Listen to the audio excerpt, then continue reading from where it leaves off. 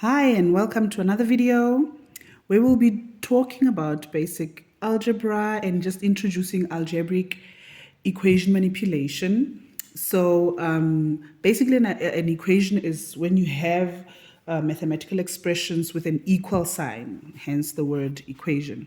So I am going to show how we are going to, the different techniques that we use to manipulate formulae so that we can solve for the unknown. Okay, and before we do that, we are going to talk about inverse operation. Okay, inverse operations.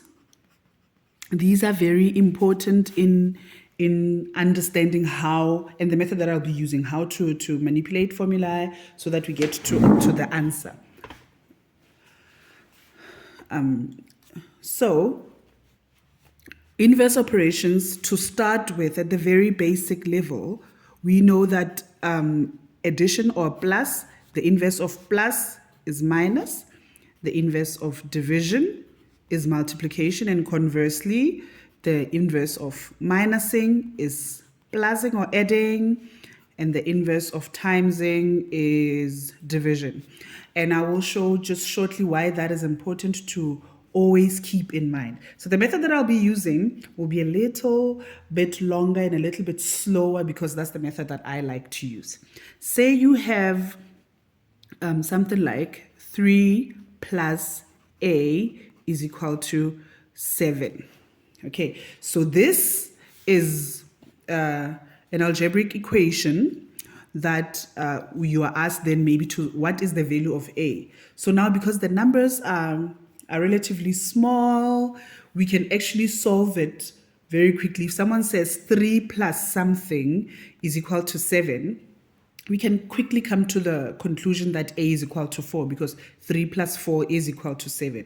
Okay, so that's good that we know that, but I'm choosing this easy one to introduce then a topic or a method of solving for a in something that we already know so that we can solve more complex things and so that we can study the method of manipulating our equations so that we can solve for it. So then, ignoring the fact that we know what the answer is, we have to always think, what is it that we are looking for? What is it in question? Here we are asked to solve for a. So we want a to be on the one side and we want a numerical value of the answer for a. So now in order to do that, we look, what is the relationship between a and the number that is on the side, or all the other expressions that are here. So you see that the operation or the relationship between 3 and a is addition. So now in order to calculate what the value of a, we have to remove this 3 from this side so that all we have is the a on our side and all the other numbers on the other side of the equal sign. So in order to remove something, you have to do so legally, or mathematically legally, as I like to call it. You have to do so legally. And a way in which you legally remove something from one side of the equation to the other is by remembering what the inverse operation of the relationship between your two terms. So this is a constant or a number, and this is a variable. So what is the relationship between these two? So the relationship or the operation between these two that connects these two is addition. So in order to disconnect and to do away with this relationship, we need to then introduce a minus. So we are adding, so we need to minus. But then what does that mean? What does minusing mean? Introducing minus. It means that we need to get rid of the 3 so that we do not have a 3 this side. In order to do that, I keep the 3 that was here and I introduce a minus 3 on this side. And then I continue with adding my a. But here's something that's very, very important that you must always remember. Whatever you do on the left side of your equation, you must do on the right-hand side of your equation. So on this side, what we had, you keep everything as it was. And on this side, you have 7. So we bring down the 7. We now introduced minus 3 on this side. Okay, why did we introduce minus 3? We wanted to have 3 minus 3 so that this is 0 and all we have left is our a. Okay, so because we introduced the minus 3, we have to introduce the minus 3 on this side. Okay, right? And that gives us 0. We can cancel this out. You can write 0 or you can leave it as it is. It's fine. And now you have your A. And now you can calculate that 7 minus 3 is equal to 4. And then this becomes your value for your A. So I wanted to start with something that was easy to ease into it. And the reason why I love this method is that it is systematic. You understand what we are doing. And although other people will say this is positive 3, when it goes the other side, it becomes minus 3. That's another method. I don't like that method starting out, especially with students that are struggling with algebraic equation manipulation, because when we get to other complex things, it works here when it's this simple, but when we get to other complex things, it starts to be a problem. So I advise all my students to get used to this method, to do it, and you can only discard it once you have really, really mastered it. This works all the time for me and it's understandable. Okay, so now I'm going to introduce another example. Okay, so, and I'm going to make it maybe a little bit, I'm going to add a little bit of complexity to it. Let's say 12 minus 3a is equal to, let's say 13. Okay, so now again, we ask ourselves, what is it that we are, and you're being asked to solve for A. So here's our A. We need the value of A, not the value of 3A, not the value of minus 3A, but the value of A. We are being asked what is the value of A. So in order to do that, we need to step by step systematically get rid of the numbers that are standing in the way of A, for lack of a better term. Okay, so the first one that we're going to do, we'll always start with the ones that are not attached or bonded to our variable. Okay, so in this case is 12. So what we have here is 12. And like we did there, in order to get rid of this 12, it's a positive 12. So I need to introduce negative 12 on this end. And whatever you do on the left-hand side, you have to do on the right-hand side. Okay, so then that becomes 12 minus 12. But I keep everything on this side. The reason why you do that is that it balances things out. You balance out your, if whatever you do on the left, you do on the right, it keeps the integrity of your equation. Okay, so then we keep the minus 3a as is, and then we have 13. What we introduced is the minus 12. So we introduced this minus 12 on this side. So we have to do it then on the right hand side also, and it's minus 12. So then what we have left, so this minus 12 and 12 cancel each other. What we have is minus 3a is equals to now 13 minus 12 gives us 1. Okay, so now we've gotten rid of the 12, but we still don't have the value for A, and we need to find the value for A. In order to find the value of A, we have to think, okay, what's standing in our way? What's our obstacle to finding our A? The obstacle to finding our A is minus 3. It's minus 3. Okay, so you ask yourself, sorry, minus 3A. So you ask yourself, what is then the operation, the relationship between A and minus 3? Or what is the invisible in this case, operation between the two of them? Minus 3A is really minus 3 times A, if you remember. So the relationship between A and minus 3 is multiplication. So if you remember, the inverse of multiplication is division. Okay, the inverse of multiplication is division. So then we need to, because the relationship between what we want to calculate and what's standing in our way is multiplication, even though we cannot see it, we have to get rid of the number that is standing in our way by inverse operation. So you have to divide minus 3 on this end. But remember, whatever you do on the left, you have to do on the right. So this one, I'll have to say divide by minus 3.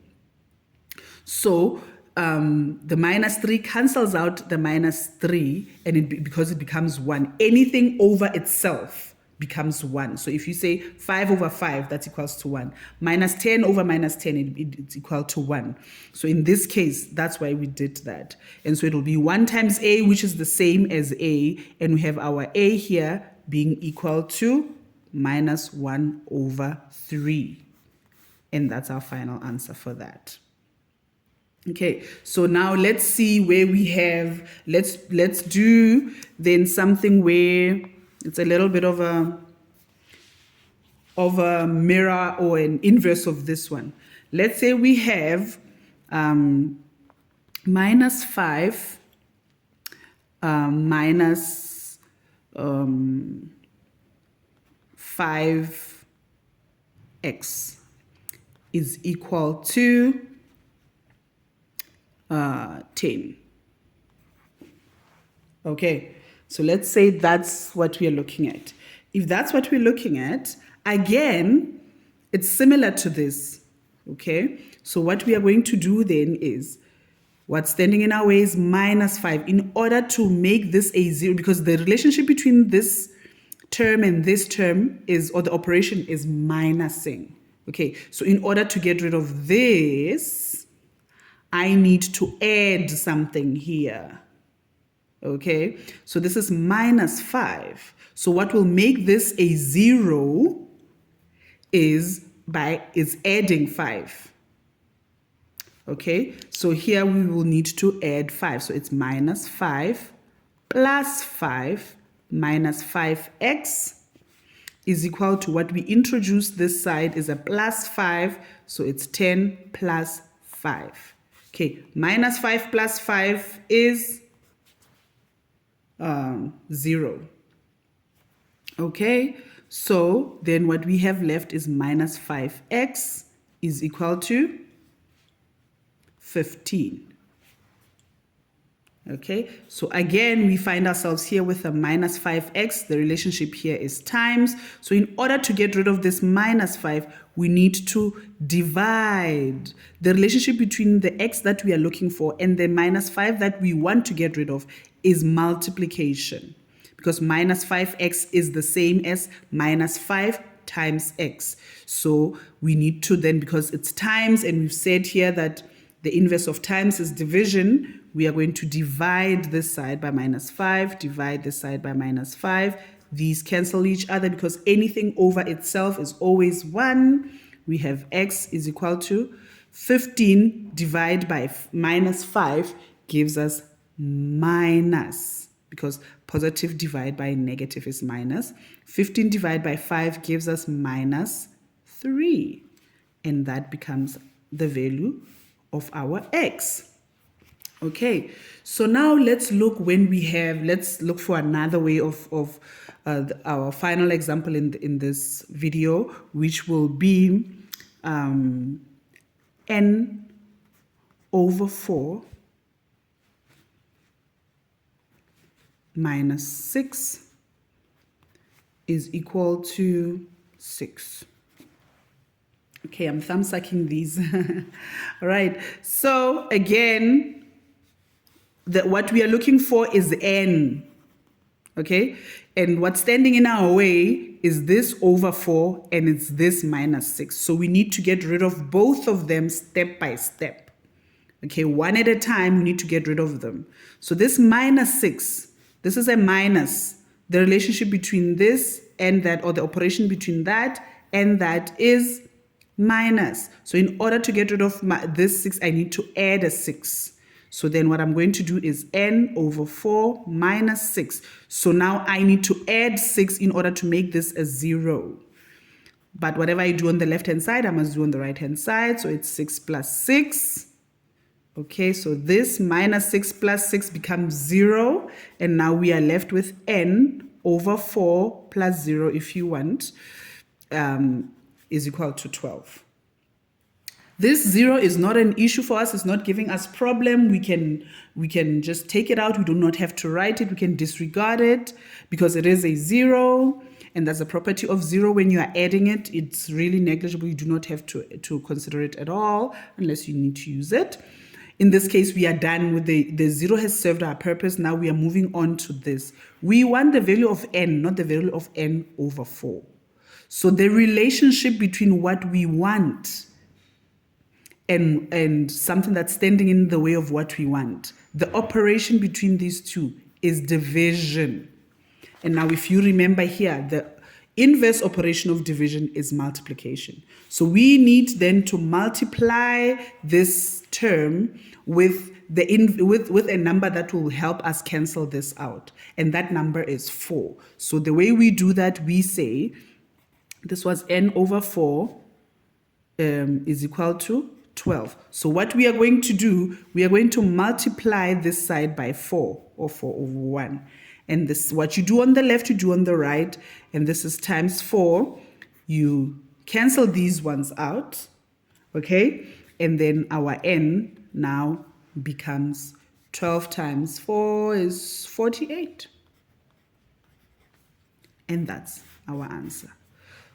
So if we do this method of manipulation, I like this one because really it's long, it's got extra steps, and it's on the slow side, but you can follow it, and once you get good at it, it will make other complex manipulation of algebraic equations very, very easy. So I hope this was helpful. I'll see you on another video.